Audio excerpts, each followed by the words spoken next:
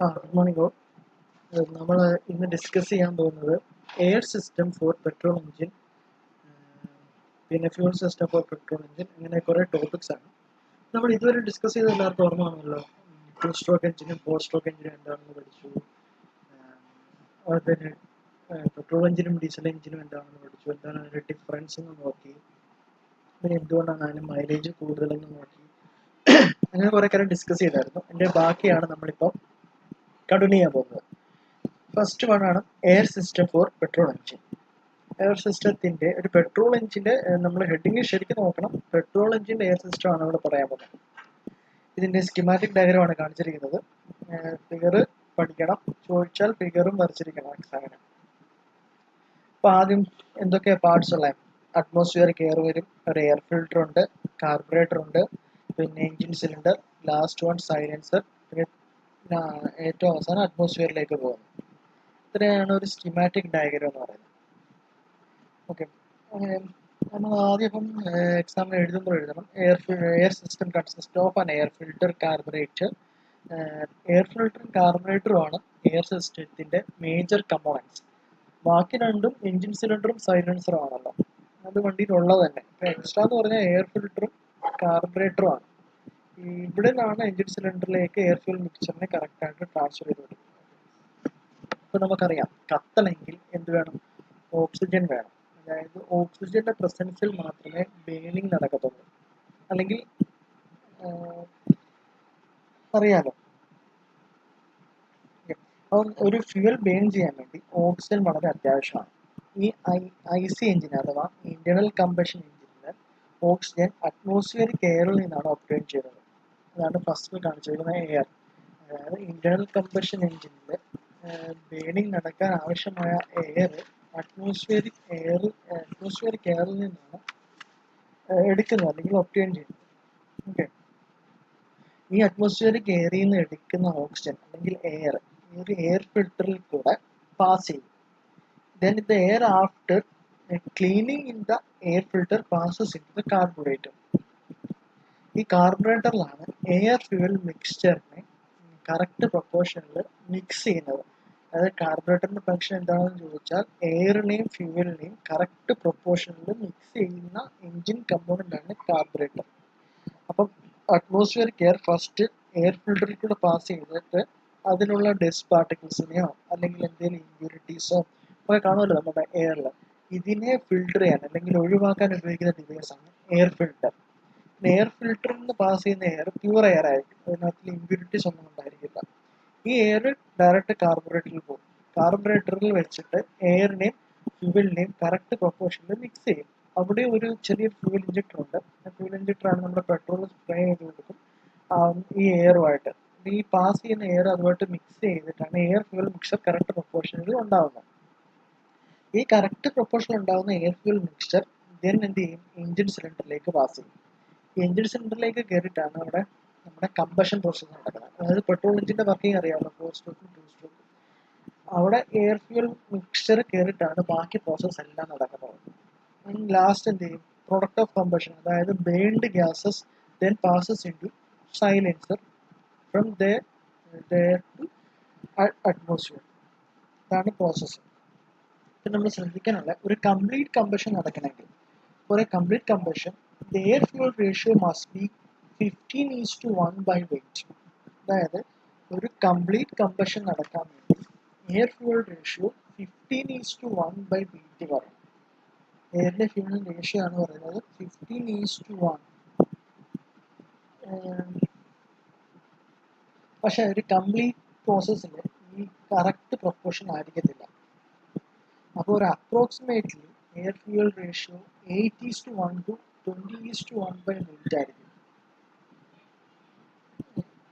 8:1 to 20:1 ആയിരിക്കും നമ്മുടെ വണ്ടിയിലുള്ള air fuel ratio എന്ന് പറയുന്നത്. ഇതിൻ്റെ ഇടയിലായിരിക്കും. ഇതിൻ്റെ ഔട്ട്സൈഡ് ആണെങ്കിൽ ഈ പറഞ്ഞിരിക്കുന്ന റേഷ്യോ ഞാൻ പറഞ്ഞല്ലോ, 8:1 to 20:1. ഇതിൻ്റെ ഔട്ട്സൈഡ് ആണെങ്കിൽ ഒന്നെങ്കിൽ ഈ മിക്സ്ചർ എന്ന് പറഞ്ഞാൽ ടു റിച്ചും ആയിരിക്കും, അല്ലെങ്കിൽ ടു ലീനും ആയിരിക്കും. അതായത് പെട്രോളിന്റെ കണ്ടന്റ് ഒന്നെങ്കിൽ വളരെയധികം കൂടുതലോ അല്ലെങ്കിൽ വളരെയധികം കുറവോ ആയിരിക്കും. ഈ റേഷ്യോയ്ക്ക് പുറത്താണ്. അപ്പോൾ എഞ്ചിൻ്റെ സ്റ്റാർട്ടിങ്ങിലും എഞ്ചിൻ്റെ റണ്ണിങ്ങിലും എയർ ഫ്യൂൽ മിക്സ്ചർ വ്യത്യാസമായിരിക്കും. ഇപ്പോൾ കാർബറേറ്റർ ആണ് ഇത് സെൻസ് ചെയ്ത് എത്രത്തോളം amount of air fuel mixture ആണ് വേണ്ടത് അത് എഞ്ചിൻ സിലിണ്ടറിലേക്ക് കൊടുക്കുന്നത് കാർബറേറ്റർ ആണ് പറയുന്നത്. അപ്പോൾ വണ്ടിയുടെ സ്റ്റാർട്ടിങ്ങിൽ വണ്ടി കത്താൻ സ്റ്റാർട്ടിങ്ങിലായിരിക്കും കൂടുതൽ ഇന്ധനം വേണ്ടത് വണ്ടി കത്താൻ വേണ്ടി, വണ്ടി സ്റ്റാർട്ടാകാൻ വേണ്ടിയിട്ട്. അന്നേരം എയർ ഫ്യൂൽ മിക്സ്ചറിൻ്റെ റേഷ്യോ എന്ന് പറഞ്ഞാൽ 10:1 ആയിരിക്കും. അതായത് വണ്ടിയുടെ സ്റ്റാർട്ടിങ് ടൈമിൽ റിച്ച് മിക്സ്ചർ ആയിരിക്കണം വേണ്ടത്, അതായത് പെട്രോൾ കണ്ടന്റ് കൂടുതലായിരിക്കണം വേണ്ടത്. അപ്പോൾ 10:1 ആയിരിക്കും അവിടെ മിക്സ്ചർ കണ്ടന്റ്. പിന്നെ നോർമൽ റണ്ണിങ് ആണെങ്കിൽ ലീൻ മിക്സ്ചർ മതി. അപ്പോൾ 15:1 മതി നമ്മുടെ മിക്സ്ചർ കണ്ടന്റ്. അപ്പോൾ സ്റ്റാർട്ടിങ്ങിൻ്റെ സമയത്തിൽ എയർ ഫ്യൂൽ റേഷ്യോ 10:1 ബൈ വെയിറ്റും റണ്ണിങ് ടൈമിൽ എയർ ഫ്യൂൽ മിക്സ്ചറിൻ്റെ റേഷ്യോ 15:1 ബൈ വെയിറ്റും ആയിരിക്കും. ദെൻ ലാസ്റ്റിൽ നമ്മൾ ഈ പറഞ്ഞ പോലെ തന്നെ എയർ ഫ്യൂൽ മിക്സ്ചറിൻ്റെ എഞ്ചിൻ സിലിണ്ടറിലേക്ക് കൊടുക്കും, ഇൻലെറ്റ് വാൽവിൽ കൂടി. എന്നിട്ട് അവിടെ കമ്പഷൻ പ്രോസസ് ടേക്സ് പ്ലേസ് ചെയ്യും. 2 സ്ട്രോക്ക് ആണെങ്കിൽ 2 സ്ട്രോക്ക് നടക്കും, 4 സ്ട്രോക്ക് ആണെങ്കിൽ 4 സ്ട്രോക്ക് നടക്കും. ഇത് കമ്പഷൻ നടന്നിട്ട് വേണ്ടി ഗ്യാസ് സൈലൻസർ കൂടി തുറന്നു. ഇതാണ് air fuel system, air system of petrol engine. Air ഫിൽറ്ററും കാർബറേറ്ററും ഉണ്ട്. ക്ലിയർ ആണല്ലോ? ഈ മിക്സ്ചർ വളരെയധികം ഇമ്പോർട്ടൻ്റ് ആണ്, അത് തെറ്റിക്കരുത് കേട്ടോ. ഓക്കെ, ദെൻ പറയുന്നത് ഫ്യൂവൽ സിസ്റ്റം ഓഫ് പെട്രോൾ എഞ്ചിനാണ്. ആദ്യം air system of petrol engine കഴിഞ്ഞു. നെക്സ്റ്റ് എന്ന് പറഞ്ഞാൽ fuel system of petrol engine. Fuel system of petrol എഞ്ചിൻ്റെ മേജർ കമ്പോണൻസ് ആണ് സ്റ്റോറേജ് ടാങ്ക്, അതായത് നമ്മുടെ പെട്രോൾ ടാങ്ക്, വണ്ടിയുടെയൊക്കെ പെട്രോൾ ടാങ്കാണ് സ്റ്റോറേജ് ടാങ്ക് എന്ന് ഉദ്ദേശിക്കുന്നത്. പിന്നെ ഒരു ഫ്യൂവൽ പമ്പ് ഉണ്ട്. ഈ ഫ്യൂവൽ പമ്പാണ് നമ്മുടെ പെട്രോൾ ടാങ്കിൽ നിന്നും പമ്പ് ചെയ്ത് നമ്മുടെ എഞ്ചിനിലേക്ക് എത്തിക്കുന്നത്. അങ്ങനെ ഫ്യൂവൽ പമ്പ്. പിന്നെ ഫ്യൂവൽ ഫിൽട്ടർ ഉണ്ട്, അതായത് ഫ്യൂവലിൽ എന്തെങ്കിലും ഇമ്പ്യൂരിറ്റീസിൻ്റെ മാറ്റാണ് ഫിൽട്ടർ ഉപയോഗിക്കുന്നത്.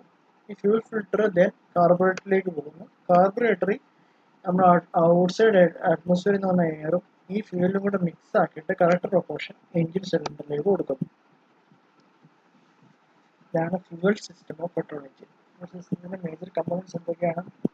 ഒരു ഫ്യൂവൽ സ്റ്റോറേജ് ടാങ്ക് ഉണ്ട്, ഫ്യൂവൽ പമ്പ് ഉണ്ട്, ഫിൽട്ടർ ഉണ്ട്, കാർബറേറ്റർ ഉണ്ട്, then engine cylinder. Engine cylinder എങ്ങനെ ഒരു ഇൻലെറ്റ് മാനിഫോൾഡിൽ കൂടെ ആയിരിക്കും എഞ്ചിൻ സിലിണ്ടറിലേക്ക് എത്തുന്നത്. അതറിയാലോ, ഇൻലെറ്റ് വാൽവ്, ഇൻലെറ്റ് മാനിഫോൾഡ് ഉണ്ടെന്നൊക്കെ പറഞ്ഞല്ലോ. ഇത്രയാണ് മേജർ കമ്പോണൻസ്. ഇവിടെ ഒന്നെങ്കിൽ ഈ ഫ്യൂവൽ നമുക്ക് ഗ്രാവിറ്റി കൂടെയോ അല്ലെങ്കിൽ ഒരു പമ്പിൽ കൂടെയോ എന്താണ് ഫ്യൂവൽ സ്റ്റോറേജ് ടാങ്കിൽ നിന്നും നമുക്ക് എഞ്ചിൻ സിലിണ്ടറിലേക്ക് എത്തിക്കാൻ പറ്റും. പണ്ടത്തെ കാലത്ത് ഗ്രാവിറ്റി ആയിരുന്നു, അതൊന്നും ഇപ്പോൾ പോസിബിൾ അല്ല. ഗ്രാവിറ്റി സിസ്റ്റം എന്ന് പറഞ്ഞാൽ ഫ്യൂവൽ സ്റ്റോറേജ് ടാങ്ക് കുറച്ച് ഹയർ ലെവലിൽ പ്ലേസ് ചെയ്യും. അതായത് in the gravity system the fuel storage tank is placed at a higher level than the carburetor so that the fuel flows to the carburetor under gravity. Means fuel storage tank മേളിലായിരിക്കും, carburettor താഴെയായിരിക്കും. എന്നിട്ട് ആ valve open ചെയ്യുമ്പോൾ എന്ത് സംഭവിക്കും? Normally gravity കാരണം വെള്ളം താഴേക്ക് ഒഴുകത്തുള്ളൂ. ഫ്യൂൽ താഴേക്ക് വരുന്നതുകൊണ്ട് സ്റ്റോറേജ് ടാങ്കിൽ നിന്ന് കാർബറേറ്ററിലേക്ക് താഴേക്ക് ഒഴുകിയെത്തും. അതാണ് ഗ്രാവിറ്റി വെച്ച് പറയുന്നത്. പക്ഷേ ഇപ്പോഴത്തെ വണ്ടി നമുക്കൊക്കെ നോർമൽ റേറ്റ് ആയിരിക്കും. അപ്പം നമ്മുടെ ഒരു ഫ്യൂവൽ പമ്പിൻ്റെ ആവശ്യമുണ്ട്. നമ്മുടെ വണ്ടിയിലുള്ള ഒരു ഫ്യൂവൽ പമ്പുണ്ട്. ഈ ഫ്യൂവൽ പമ്പ് എന്ന് പറഞ്ഞാൽ it is required to force the fuel to the carburettor. ഇതാണ് ഫ്യൂവൽ പമ്പും കാർബറേറ്ററും ആണ് major components of fuel supply system. Fuel സിസ്റ്റത്തിൻ്റെ മേജർ കമ്പോണൻറ്റ് ഫ്യൂവൽ പമ്പും കാർബറേറ്ററും ആണ്. ഇപ്പോൾ പറഞ്ഞ കാര്യങ്ങൾ തന്നെയാണ് എഴുതിയിരിക്കുന്നത്.